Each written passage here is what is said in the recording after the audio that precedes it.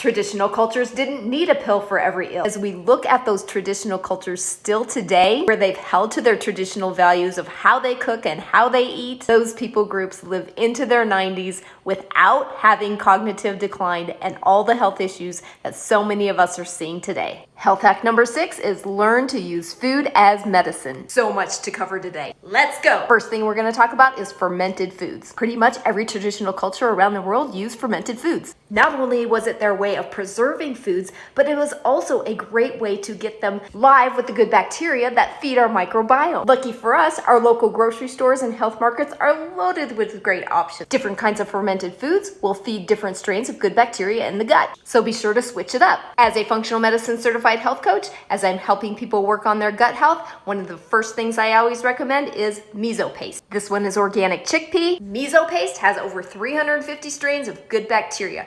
Compare that to an expensive probiotic that typically has 10 to 12 strains of good bacteria. You're going to diversify your gut microbiome way better using something like this than taking an expensive probiotic supplement. And if you continue to take only the supplement, you can actually throw your microbiome out of balance by overpopulating just those 10 to 12 strains. So incorporate lots of different ones like kefir, kimchi, sauerkraut, pickles. Fermented foods will be found only in the refrigerator section of your grocery store and no vinegar added or other funky ingredients. This one, for instance, has organic vegetables, sea salt, and that's it. Second thing is soups and stews. So nourishing and healing for the gut. My favorites, bone broth and khichdi. Khichdi is an Ayurvedic medicine healing staple food that has been around for thousands of years. I have both of those recipes for you pinned in my recipe folder, along with lots of other great recipes to inspire and empower you for your journey. Third thing is sprouting and sourdough. Traditional cultures soaked, sprouted, and sourdough'd their grains, nuts, and seeds. Those processes help to break down the phytates, the lectins, the oxalates, the things that are hard to digest in those foods. Again, lucky for us, we can find many of these products in our grocery stores. Fourth thing is focus on nutrient-dense food. Lentils, which have 90% of your RDA for folate. Wild-caught salmon,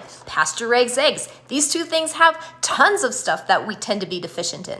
And of course, lots of vegetables, nuts, and seeds, which are loaded with magnesium and tons of other minerals. Fifth thing is simple Ayurvedic medicine concepts that have been around for more than 2,000 years. Ayurveda, the traditional medicine of India, has so much ancient wisdom. Simple tips like hydrate your body really, really well first thing in the morning. Get your digestive tract ready for the day.